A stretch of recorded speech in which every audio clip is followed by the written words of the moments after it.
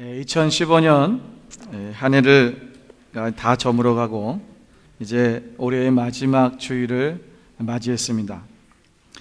우리는 지난 한 해 동안 성경에서 말씀하고 있는 그리스도인의 삶이 무엇인가, 어떻게 하면 우리가 말씀대로 살아낼 것인가 고민하며 기도하며 또 여러분이 노력하면서 살아왔을 것입니다. 아마 어떤 분들은 오늘 이 한 해를 마치는 이 순간 속에 우리의 바구니를 들여다보며 아무 열매도 없는 나의 자신의 모습을 보면서 때로는 근심하며 한탄하는 그런 사람도 있을지 모르겠습니다. 우리 눈에 보이는 어떤 열매는 없을 수 있습니다.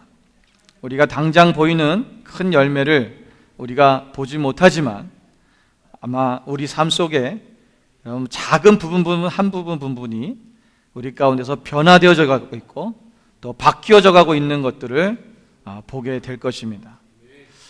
저는 여러분들의 모습을 보면서 말씀대로 살려고 하는 그 노력하는 모습들을 보게 됩니다. 많은 변화들이 있고요, 또 많은 사람들이 조금씩 달라지고 있는 것을 보게 됩니다. 하나님의 역사는 그렇습니다. 때로는 강하게 바람같이 역사할 때도 있지만 부드럽게 비둘기같이 역사하실 때도 있습니다. 오늘 우리 교회 안에 지난 1년 동안 하나님께서 역사하신, 또 하나님께서 지켜주시고 보호하신 그 삶들을, 그 시간들을 우리가 돌아볼 때 오늘 하나님의 은혜가 얼마나 큰지 말로 다할 수가 없습니다. 오늘 여러분 삶 속에도 여러분 어떠한 손에 내가 쥐어지는 어떤 것이 없다고 할지라도 그것 때문에 좌절하고 실망하는 것이 아니라 오늘 더 크신 하나님을 바라보며 그 하나님을 추구하고 하나님 말씀을 더 이루며 살아가기 위해 결단하는 그런 시간이 되시기를 주님의 이름으로 축원을 드립니다. 저는 오늘 본문의 말씀을 통해서 오늘 우리 그리스도인들의 삶이 어떠한 모습으로 성장해야 될 것인가를 말씀하려고 합니다. 이 말씀은 예수님의 유년 시절이 담겨 있는 말씀입니다. 사실 사복음서 안에는 예수님의 유년 시절이 담겨 있는 복음서가 이 누가복음 당장 여기 나와 있는 이 2장에 있는 말씀이 전부 다입니다. 예수님께서 8일 만에 성전에 들어가서 할례를 하실 때에 그때 시므온과 안나 선지자를 만났던 사건과 또 그가 12살 때 6월절에 성전에 올라가셔서 거기에 있는 성경 선생님들, 랍비들과 함께 성경에 대해서 토론했던 그 이야기가 바로 오늘 예수님의 유년 시절의 전부라고 할 수 있습니다. 사실 왜 예수님의 유년 시절이 그렇게 많이 기록되지 아니하고 예수님의 그 공생의 기간만 기록되었냐면 우리에게 중요한 것은 예수님의 공생의 기간이 중요한 것입니다. 왜냐하면 공생의 기간이 바로 우리의 구속사적 역사 가운데 들어가 있는 하나님의 중심, 예수 그리스도 이 땅에 오신 목적과 그것이 분명히 일어나고 있는 이루어진 사건이기 때문에 그 부분이 중요합니다.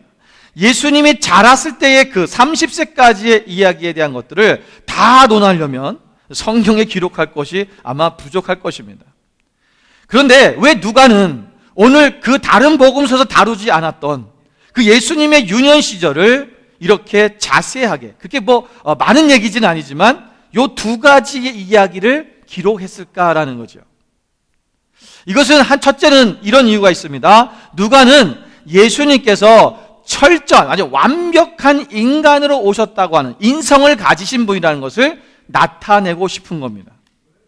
예수님은 철저한 하나님의 아들로 신성을 가지고 오셨고 또 이 땅에 오실 때는 분명히 우리 인간처럼 똑같은 인간의 몸을 입고 인간으로 이 땅에 오셨습니다. 그래서 그분은 완벽한 인간이고 완벽한 신입니다. 왜 그분이 인간인 것이 왜 이렇게 중요한 거냐? 인간이어야지만이 우리의 모든 고난과 슬픔과 아픔과 즐거움과 우리의 모든 죄악을 예수님께서 다 짊어지시고 십자가에서 이 문제를 해결할 수 있기 때문에 그런 것입니다. 그런데 오늘 본문의 말씀을 보면 예수님께서 유년 시절에 6월절에 그 예루살렘에 갔던 이야기가 등장하고 있지요. 여러분, 이 이야기가, 이 스토리가 왜 이렇게 중요하냐는 거예요. 근데 이 스토리의 앞부분과 뒷부분에 우리가 잘 알고 있는 똑같은 패턴의 문장이 있습니다. 다시 한번 읽어볼까요? 41장 이전에 보면 40절에 있는 말씀과 우리가 오늘 읽었던 본문의 제일 끝에 있는 52절의 말씀입니다. 40절의 말씀 보면 아기가 자라며 강하여지고 지혜가 충만하여 하나님의 은혜가 그의 위에 있더라. 52절에는 예수는 지혜와 키가 자라가며 하나님과 사람에게 더욱 사랑스러워 가시더라 라는 말씀이 있습니다.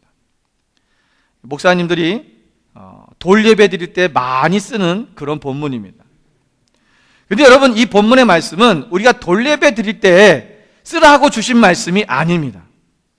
분명히 우리의 자녀들이 이렇게 자라야 된다는 것을 우리가 가르쳐야 되는 건 맞습니다. 그걸 얘기해야 되죠. 그런데 여기에는 더 깊은 뜻이 있다는 거예요.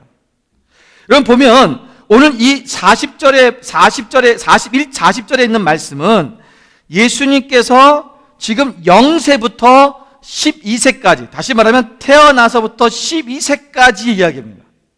그래서 그분이 그 앞에 보면 난지 8일 만에 성전에 가셨던 이야기 있잖아요. 그러니까 12세까지 그분이 어떻게 자랐느냐라는 거죠. 그분이 자라여 강하여지고 지혜가 충만하며 하나님의 은혜가 그의 위에 있더라라는 것입니다.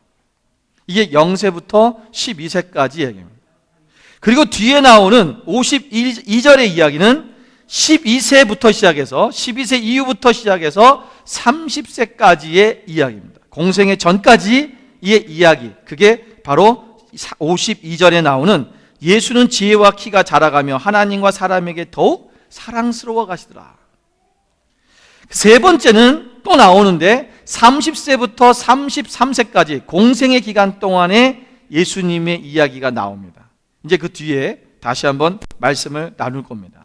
자, 그렇다면 이 세 가지를 나누어서도 이 세 가지의 핵심이 뭐냐라는 거예요. 그리고 보면 오늘 본문의 말씀에 오면 여기 보면 은혜가라는 말이 있습니다. 이 은혜라는 말은 위에 좀 보여주세요. 카리스라는 말입니다. 카리스라는 말인데 여러분, 이 카리스라는 말이 우리가 은혜, 은총 뭐 이런 뜻이 있습니다. 자, 오늘 우리가 이 은혜라는 말을 가지고 같이 말씀을 나눠갈 겁니다. 여러분이 이걸 조금 우리가 원어들을 좀 봐야 되고, 그리고 여러분들이 이해를 좀 하셔야 됩니다. 그래서 집중하지 않으시면 도대체 목사님이 무슨 얘기를 하는 거야? 라고 할 수 있습니다. 그런데 여러분, 굉장히 중요한 말씀이고 여러분 세상에서 어디서 들어보진 말씀일 겁니다. 자, 보세요. 첫 번째는 우리가 이 땅에 살아가는 그리스도인의 삶을 살아갈 때 우리 가운데 은혜가 있는데 하나님이 주신 은혜가 있다는 거예요. 그런데 첫 번째는 우리 안에 어떤 삶이냐면 은혜가 있는 삶입니다. 은혜가 있는 삶이 뭐냐면 여기 성경에 보니까 40절에 보려면 하나님의 은혜가 그의 위에 있더라. 그의 위에 있다는 것은 그의 머리 위에 있다라는 거예요. 카리스라는 말은 주격입니다. 이것은 문법적으로 하면 주격인데 이 주격은 그것이 은혜가 그 사람 머리 위에 있다라는 거예요. 그러니까 하나님의 은혜가 우리 가운데 하나님의 강권적인 은혜로 말미암아 우리의 머리 가운데 임하는 거예요. 그런데 어떻게 임했냐면 거기 앞에 보시면 아이가 자라며 강하여지고 그랬어요. 여러분, 그 강하여지고는 우리가 헬라어로 이렇게 씁니다. 우리가 에크라타이우토라는, 에크라타이우토라는 말은 뭐냐면 이 에크라타이우토라면 강하여지고인데 영어로 설명을 하면요, 영어로 그냥 우리가 NIV 성경에는 뉴 인터내셔널 버전에서 보면은 그냥 strong에 써놨어요. 근데 원래 이 원어의 의미를 정확하게 얘기하면 이런 겁니다. waxed strong in spirit. 다시 말하면 성령 안에서 영적인 안에서 waxed strong 됐다는 거예요. 아주 강하게 밀랍이처럼 굳어진 것처럼 딱딱하게 굳어진 것처럼 강해졌다는 것입니다.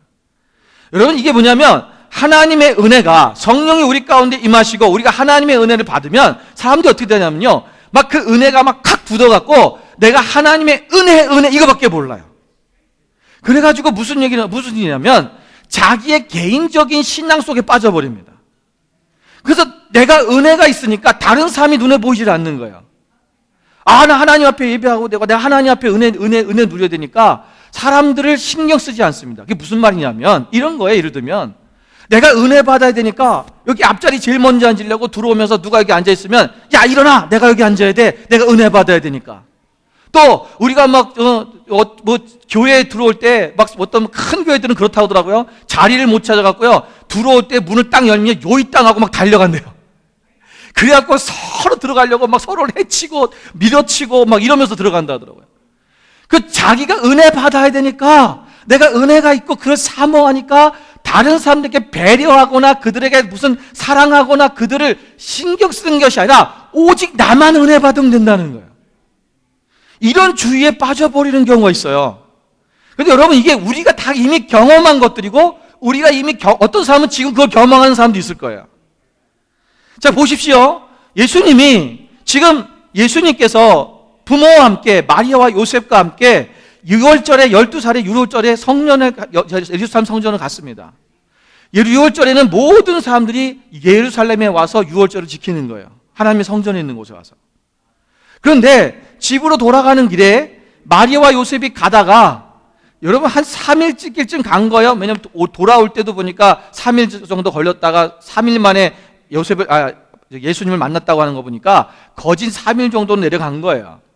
나사렛에서 돌아가고 있는데 나중에 중간에 한번 이렇게 뭐 잠잘 때든가 아마 쉴 때 만났겠지요. 서로 남편과 이제 마리아와 요셉이 만났는데 보니까 서로 애가 없는 거예요. 왜 어떤 사람들이 그렇게 얘기합니다. 아니 도대체 부모들이 어떻게 된 걸래, 애가 어디 간지도 모르고 그렇게 내려갔을까? 그런데요, 그 당시에는 남자와 여자가 따로따로 갔습니다. 그래서 이렇게 그 동네 사람들 또는 친척들이 같은 지역에 살기 때문에 예루살렘에 갔다가 집으로 돌아갈 때는 같이 우리 무르르 이렇게 같이 이렇게 얘기하면서 가겠죠. 그런데 여자와 어린 아이들은 같이 제일 앞에 가고, 그다음에 남자들은 뒤에서 이렇게 가는 거예요. 이게 사람의 무리가 많다 보니까 남편은 요셉은 이 애가 마리아한테 있는 줄, 아내한테 있는 줄 알고, 또 아내는 애가 남편한테 있는 줄 알았겠죠. 그러니까 가다 보니까 어느 날 만났는데, 애 어디 있어? 그랬더니 당신이 안 데리고 있어? 아니 나 안 데리고 있는데 당신이 데리고 온 줄 알았는데? 아니 난 당신이 데리고 온 줄 알았어. 혹시 누구 친척들한테 있나? 막 수소문 찾아봤는데 아무도 애를 본 사람이 없는 거예요.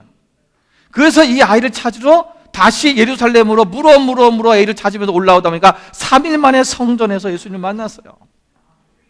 예수님을 만났는데 예수님이 뭐 하고 있었습니까? 선생님들과 말씀을 가지고 질문을 하기도 하고 답하기도 하고, 막 선생들이 그에게 놀라고 있는 거야. 그래서 마리아가 그렇습니다. 얘야, 어찌하여 너가 이렇게 우리에게 행했느냐? 너의 아버지와 내가 얼마나 근심한 줄 아니? 그때 예수님이 뭐라고 얘기하시죠? 내가 아버지 집에 있어야 될 줄을 알지 못하였나이까? 여러분, 한편으로는 예수님이 하나님의 아들이시고 당연히 거기 있는 게 맞습니다. 그런데 오늘 우리가 생각해야 될 부분이 있다라고 하는 거예요. 그게 뭐냐면, 여러분, 우리가 말씀에 대해 사모하기 시작하면요, 나는 말씀을 봐. 난 말씀이 너무 맛있어. 난 달콤해. 시편 119편 103절 말씀에 보면 주의 말씀이 그 맛이 내게 어찌 그리 단지요, 내 입에 꿀보다 더 다다. 이렇게 다윗이 고백을 했습니다. 그러니까 나는 말씀이 꿀처럼 다니까 나는 말씀만 몰라요. 나는 말씀만 읽을 거야. 난 다른 거 할 필요가, 나는 다른 거 하고 싶지 않아요. 그 맨날 막 말씀에 은혜가 있어서 그냥 맨날 말씀만 보고 있고 일도 안 하고 학교도 안 가고, 만약 그렇다면은 문제가 있는 거죠. 또 어떤 사람은요, 나는 하나님의 전에 있는 것이 너무 좋아. 은혜가 있다는 것입니다. 그래서 다윗도 시편 27편 4절에 뭐라 했습니까? 내 평생에 내가 한 가지 바라는 것이 있는데, 그것이 뭐냐면 내가 오직 하나님의 아름다우신 그 하나님을 바라보며 그 하나님의 집 전에서, 내가 하나님의 그 전에서 사모하게 하실 것이라. 내가 오직 하나님만 바라보고 하나님의 성전에 있기를 머물기 원한다는 거야. 멋있죠? 그렇게 살아야 좋겠죠? 그렇게 살아야 됩니다. 그런 사모함이 있어야 되는 거예요. 그런데 그런 사모함이 있다고 해서 여러분, 세상을 등지고 우리가 저기 산에 들어가서 하나님만 바라보고 산다면 그것 또한 올바른 신앙이 아닌 거죠. 여러분, 예수님께서 베드로와 야고보와 요한을 데리시고 변화산에 올라가셨습니다. 그 산에서 모세와 엘리야를 만났죠. 모세와 엘리야가 예수님 가서 딱 만나시는데 그들이 예수님이 변화되셔가지고 막 거기에 광채가 변화된 모습으로 너무 아름다운 거예요. 천국 같은 거죠. 베드로가 그 모습을 보고 예수님께 뭐라 합니까? 우리가 여기에 초막 셋을 짓고 여기에 머무릅시다. 왜? 여기가 천국 같은 거예요. 그러니까 세상에 내려가고 싶지 않습니다. 여기에 그냥 머물고 싶다라는 거예요. 그런데 예수님 뭐야? 우리가 내려가야 된다는 거예요. 왜? 그 세상 속에서 세상에서 빛과 소금의 삶을 살아가며 그들의 죽어가는 영혼들을 살리는 것이 그게 뭐예요? 그리스도인의 삶이라는 거예요. 우리가 은혜를 받으면 그냥 내가 내 은혜 속에서 나만 은혜 받고 내 머리 위에 그 성령의 은혜가 가득 차다 보니까 이것이 강하여지고 눅져오니까 점점 은혜 속에서 내가 사람들을 사랑하고 배려하고 그들을 어떤 다른 것이 아니라 내 중심 속에서 가져서 아주 독단적이고 개인적인 그런 신앙이 생겨버려요. 이러면 안 된다는 것입니다. 아이가 거기 머물고 싶고 랍비들과 성경의 말씀을 더 알고 싶고 물어보고 싶고 질문할 게 있다면 부모님에게 얘기해서 부모님, 어머니, 아버지, 내가 여기서 좀 더 있으면 좋겠습니다. 나에게 성전에서 말씀을 좀 듣고 싶습니다. 뭔가 얘기를 해야죠. 근데 자기의 은혜 속에 있다 보니까 이것이 사람이 눈에 보이지 않는 거야. 사람이 눈에 보이지 않아. 오늘 우리가 이런 신앙 가운데 있는 사람들이 너무나 많다는 거죠. 그 사람이 눈에 보이지 않고요. 그러니까 내가 막 은혜 충만하다 보니까 막 사람들이 조금 그거보다 자기보다 좀 못하고 조금 더 은혜 가운데 못 들어오는 것 같으면 막 사람들을 질시하고 질타하고 정죄하고 판단하고 막 저주하고 어떤 사람은 이런 신앙 속에 살아가고 있는 사람들이 너무나 많습니다. 이게 뭐냐? 우리가 은혜 받은 초기의 단계의 모습입니다. 은혜 초기의 시기 문제. 나만 은혜 받으면 돼. 다른 사람이 눈에 들어오지 않는 시기입니다. 여러분 야곱을 보십시오. 야곱이 하나님의 은혜를 사모했습니다. 얼마나 사모했냐면 장자의 권리가 얼마나 중요한지 알았고요. 아버지의 축복 기도를 받는 것이 얼마나 중요한 건지를 알았어요. 그런데 자기가 은혜 받고 싶지만 자기 형에 대한 눈이 들어오질 않는 거예요. 그 형의 그 장자의 권한과 그 축복 기도를 뺏기 위해서 거짓으로 아버지를 속이기도 하고 형에게 팥죽 한 그릇과 떡으로 그 장자의 권리를 사기도 합니다. 결국 그는 그것 때문에 자기 집에서 도망하게 됐고 자기 삼촌의 집에 가서 14년 동안 삼촌을 위해서 공짜로 일을 해주게 됩니다. 내 은혜, 내 중심적인 삶의 믿음의 삶 속에 빠지다 보면 결국은 우리 가운데 어려움이 옵니다. 모세도 그랬어요. 모세도 자기의 은혜가 컸습니다. 하나님 어느 날 그걸 깨달은 거예요. 하나님이 나를 구원하셔서 나려고 하여금 바로의 아들이 되게 하셨고 공주의 아들이 되게 하시고 내가 이 왕자가 되게 하신 이유는 이 민족을 내가 구원하라고 하신 거다. 아마 그런 생각을 했을 거예요. 그래서 자기의 민족이 그 애굽 사람에게 고통받는 것을 보고 그 애굽 사람을 때려서 죽여버립니다. 결국 이 문제 때문에 모세도 미디안 광야로 도망갔지요. 도망가는 겁니다. 도망자의 신세들이 됩니다. 거기서 40년 동안이나 그는 양을 치면서 시간을 보냅니다. 또 그 안에서 하나님께서 훈련하시고 그들을 다듬으셔서 다시 쓰시긴 하지만 그러나 그러한 허송세월의 시간들이 있게 된다는 것입니다. 우리가 은혜라고 하는 이 카리스가 우리 가운데 그냥 내 안에만 머물러 있으면 이런 문제가 생긴다는 것입니다. 그럼 우리는 어떻게 되냐? 이 은혜라는 삶이 이제는 이 은혜가 있는 삶으로 멈추는 것이 아니라 여러분 모두가 하나님의 은혜가 있는 거예요. 그죠? 그런데 이제 여기서 머무면 안 되고 이제는 뭐냐? 은혜로운 삶으로 바뀌어야 된다는 것입니다. 이게 두 번째입니다. 여러분 은혜로운 삶이라는 게 뭐냐면 자 보십시오. 그 다음 장면을 보여주세요.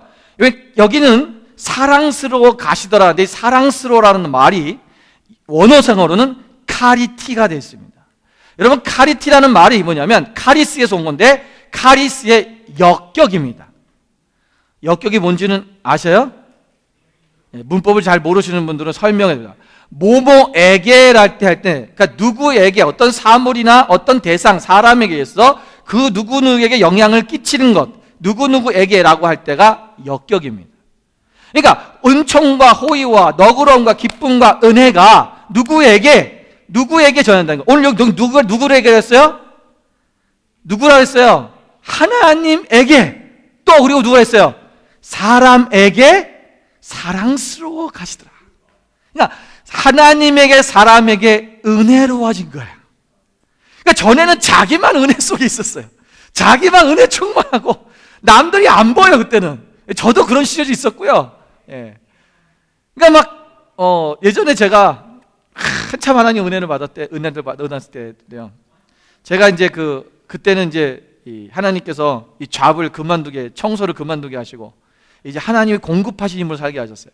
저도 많이 광지정을 드렸지만, 근데 그때 살 때요, 제가 막 하나님 역사하시니까 너무 좋은 거야. 그래갖고요, 이거를 우리 선배 목사님, 후배 목사님들 만날 때마다 얘기했어요. 하나님께서 지금 나를 이렇게 역사하셔서 지금 내가 이렇게 산다. 하나님 앞에 잡을 그만두고 하나님의 일하심, 하나님께서 공급하시는 삶으로 사십시오.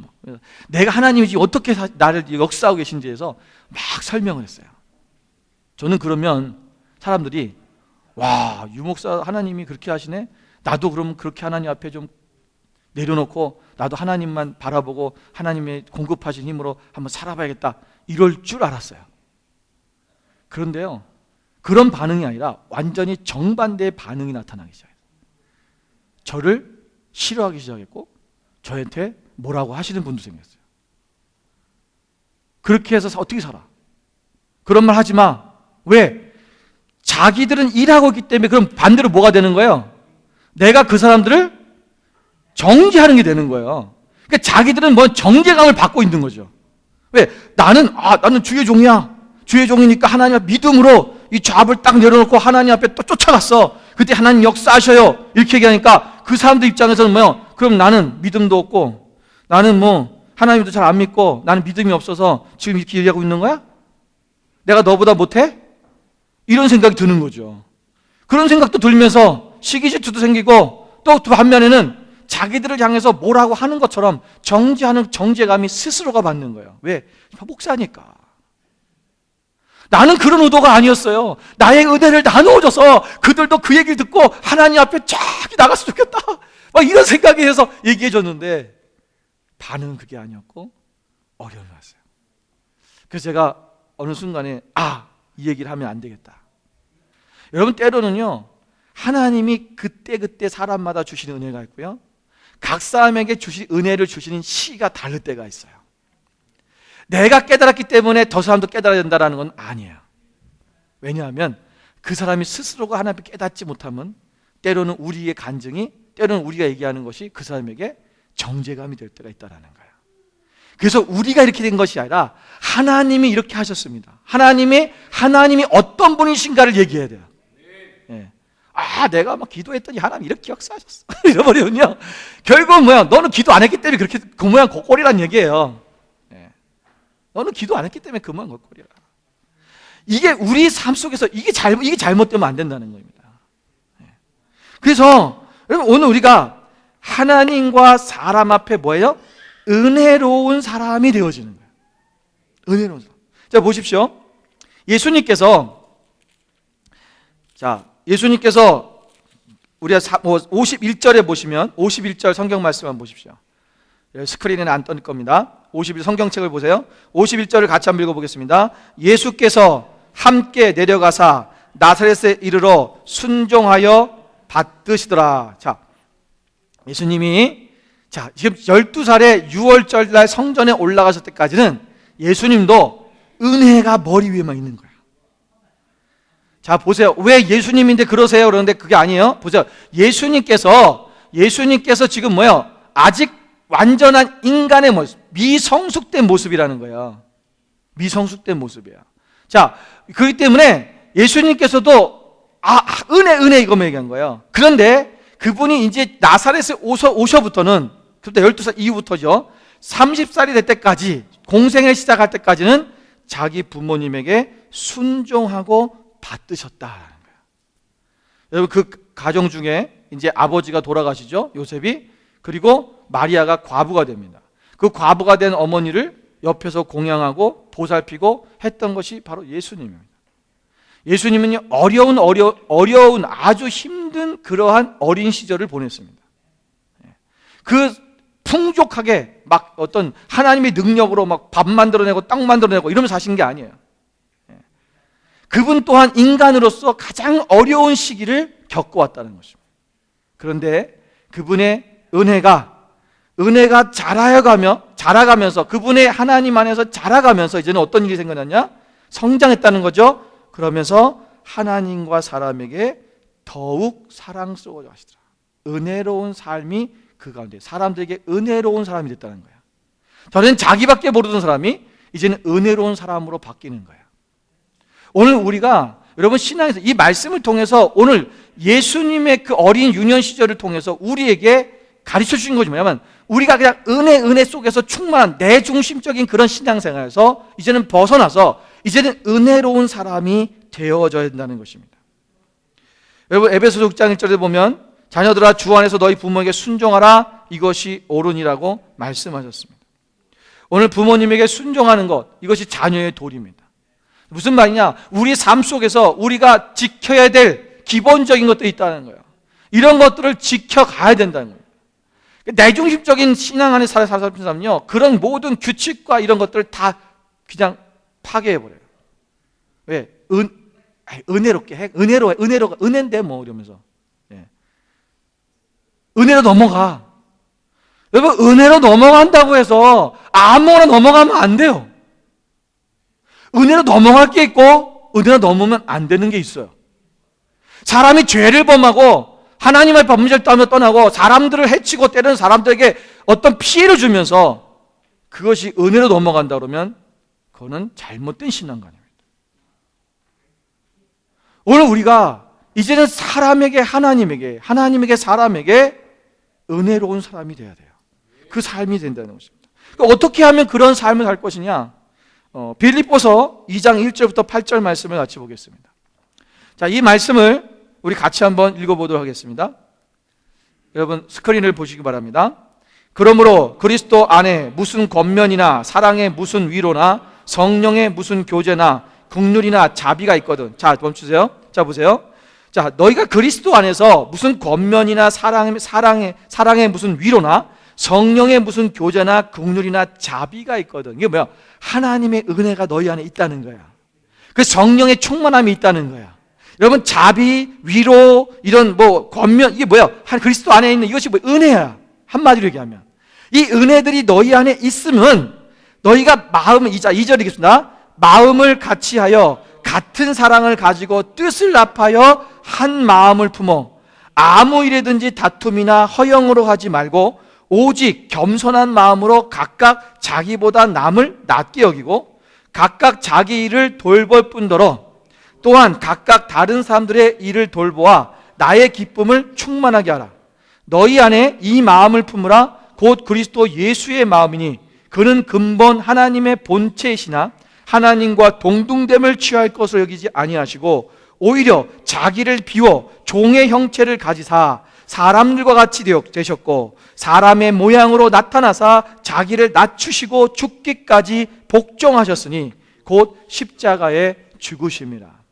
자, 여러분 이 말씀을 읽으시면서 여기에 세 가지의 마음이 나옵니다.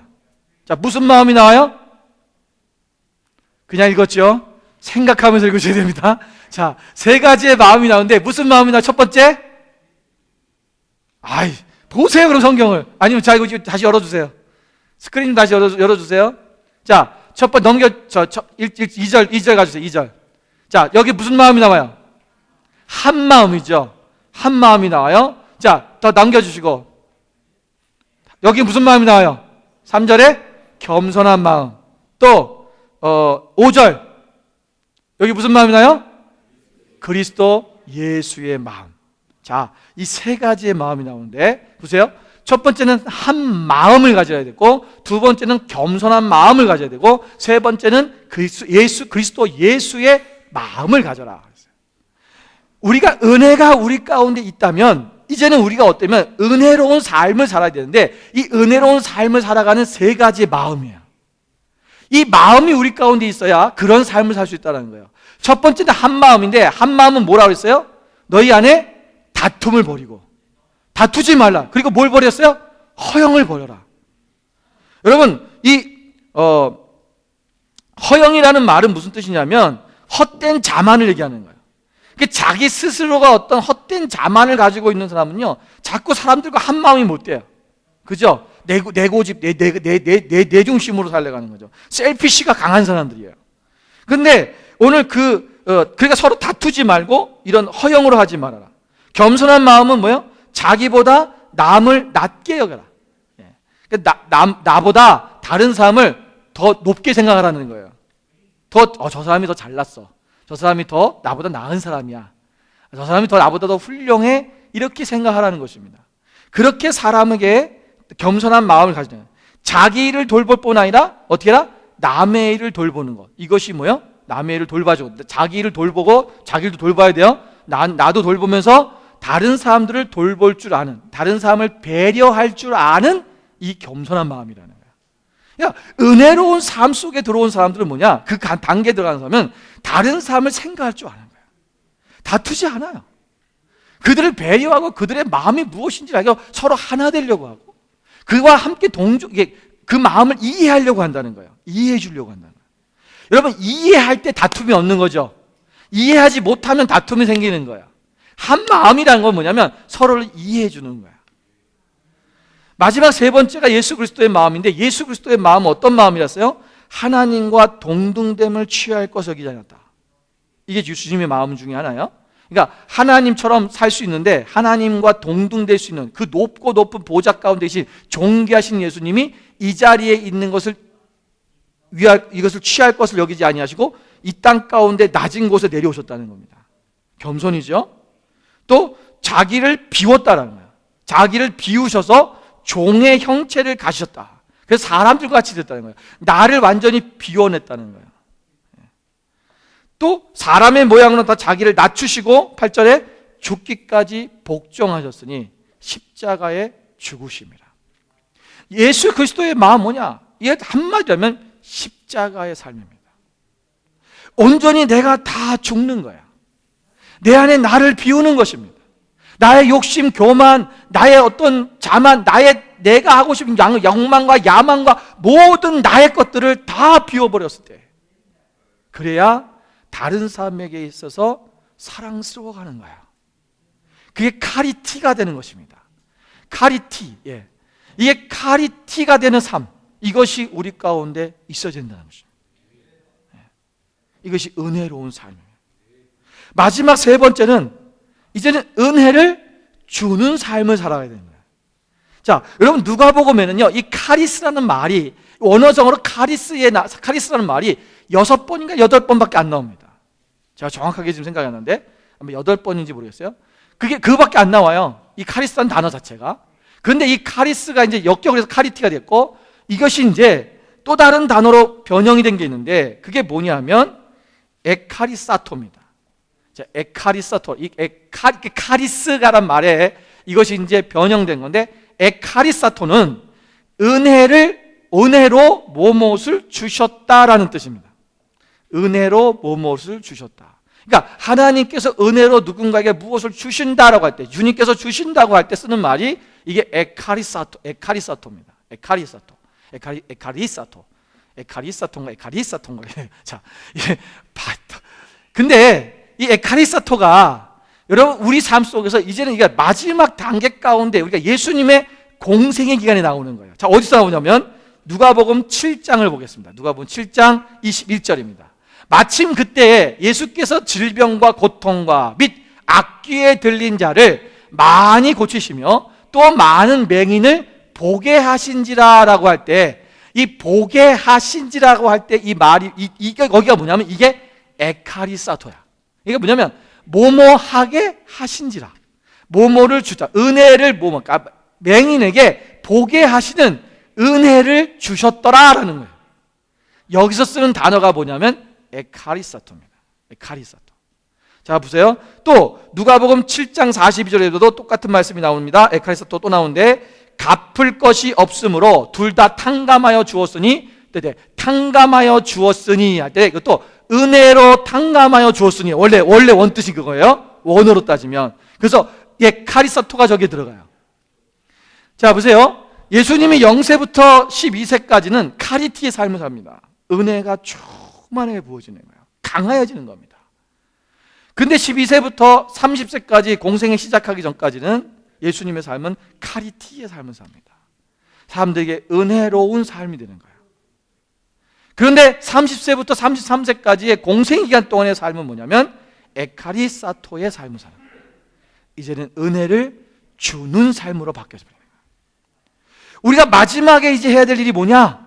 여러분들이 이제 성장, 그리스도 안에서 우리의 믿음의 은혜 받은 자의 성장이 뭐냐면, 이제는 우리 안에서 이 은혜를 나누는 삶으로, 주는 삶으로 바뀌어야 된다는 것입니다. 여러분이 우리가 가지고 있는 우리의 물질을 나누어야 되고요. 우리가 가지고 있는 우리의 지혜와 지식과 우리의 은사들을 나누어야 됩니다. 하나님이 우리에게 주신 것들을 나누어 주는 거예요. 심지어는 거기서 멈추는 것이 아니라 우리가 하나님 앞에 내가 가지고 있는 나의 생명까지도 나누어 줄 줄 아는 그 믿음의 삶이, 은혜의 삶이 이루어진다는 것입니다. 여러분, 예수님께서는요 비유를 통해서 이렇게 얘기하십니다. 어떤 목자들이 한쪽에 오른편에 양과 왼편에 염소를 구별해 놨다. 임금이 와서 그 오른편에 있는 사람들에게 이렇게 얘기합니다. 너희가 내가 줄일 때 너희가 먹을 것을 주었고, 목마를 때 마실게 하였고, 나그네 되었을 때 영접하였고, 헐벗을 때 옷을 입혔고, 병들었을 때 돌보았고, 옥에 갇혔을 때 와서 보았느니라. 그랬더니 오른편에 있던 의인들이 하는 말이, 우리가 언제 주여 주님께서 헐벗었을 때, 주님께서 목마르실 때, 주님께서 배고프실 때, 줄이실 때, 주님께서 나그네 됐을 때 우리가 언제 영접하며 그것을 먹게 하고 음식을 주었고 마시게 하고 헐벗을 때 옷을 우리가 언제 입혔나이까? 그때 임금이 하는 말이 뭡니까? 40절 말씀에 보면 마태복음 25장 40절 말씀 이렇게 말씀합니다. 내가 진실로 너희에게 이르노니 너희가 여기 내 형제 중에 지극히 작은 자 하나에게 한 것이 곧 내게 한 것이니라. 지극히 작은 자에게 한 것이 곧 내게 한 것이라는 말씀. 여러분, 오늘 우리가 여러분 이 땅에 있는 작은 자에게 하는 것, 여러분 이것이 그냥 하나님께서 무슨 멋있으라고 주님께서 하신 말씀이 아니라 이게 실제라는 거예요. 우리가 작은 자에게 나눌 때 이것이 주님께 한 것이라는 거예요. 저 사람이 이상한 사람인데요? 저 사람 알코올 중독자인데요? 저 사람 마약 중독자인데요? 저 사람에게 우리가 도와준다고 이게 무슨 의미가 있겠어요? 저 사람이 무슨 바뀌길 하겠어요? 저 사람이 무슨 우리 고마운 줄은 알겠어요. 그런데 하나님은 말씀하시는 거예요. 너희가 그러한 자들에게 물 한 그릇 주고 음식을 나누어 주고 너희가 그들의 필요한 것들을 공급해 줘라. 그들에게 먹이고 입혀주고 그들에게 나눠주고 돌봐줬을 때 그것이 바로 주님께 한 것이라고 말씀했더라는 거예요. 여러분, 이제는 우리가 은혜로운, 그냥 내가 은혜로운 사람, 이제는 사람들 배려하고 생각해주고 그 사람들의 마음을 알아주고 그래서 막 우리가 온유한 마음, 하나 그리스도의 마음을 품고 살아간, 거기서 멈추면 안 된다는 거예요. 이제는 실제적인 우리 삶 속에서 우리가 나눌 수 있는 삶이 된다는 것입니다. 주는 삶으로 바뀌셔야 돼요. 인색하지 말아야 돼요.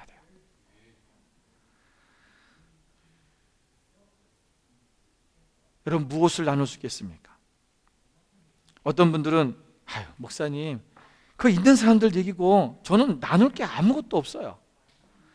나는 나 먹고 살기도 바쁜데 뭘 나누겠어요?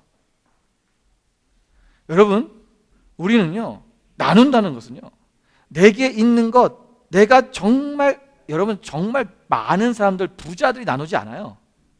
어려운 사람들이 나누는 거예요. 내게 없어도 그 없는 가운데서도 내가 나눌 때 여러분 그것이 하나님의 은혜가 일어나기 시작하는 거예요. 여러분, 하나님께서 반드시 채우십니다. 공급하시는 하나님이라는 거예요. 여러분 2015년도 우리 여러분 어떻게 사셨는지 모르겠습니다. 그리고 2016년도에는 우리가 이 은혜를 주는 삶이 되시기를 주님으로 축원드립니다. 예수님의 공생에는요, 그 마지막에는 자신의 생명까지도 우리에게 다 주고 떠나셨습니다. 예수님은 아무것도 그의 인생 속에 남긴 것이 없습니다. 오직 예수님이 남긴 것이라고는 사람밖에 없습니다. 예수님은 물질 하나, 어떤 집 하나, 어떤 무덤까지도 예수님이 남기신 것이 없어요. 오직 주님은 다 내어주시고 주님은 가셨습니다. 그것이 그리스도인의 정신이고 그리스도의 마음입니다. 오늘 우리 안에 여러분 주님께서 주신 이 그리스도의 능력의 삶을 여러분 실제로 우리가 이루어가며 사시기를 주님의 이름으로 축원을 드립니다. 은혜의 삶을 살아내십시오. 이제는 그것을 주는 삶으로 바뀌어야 돼요. 이제는 우리가 카리스의 삶에서 카리티의 삶으로 바뀌어져야 되고, 카리티 삶에 온 사람은 이제는 에카리사토의 삶으로 바뀌어야 된다는 것입니다. 이것이 바로 그리스도인의 삶이고 은혜로운, 은혜 있는 삶의 모습인 것입니다.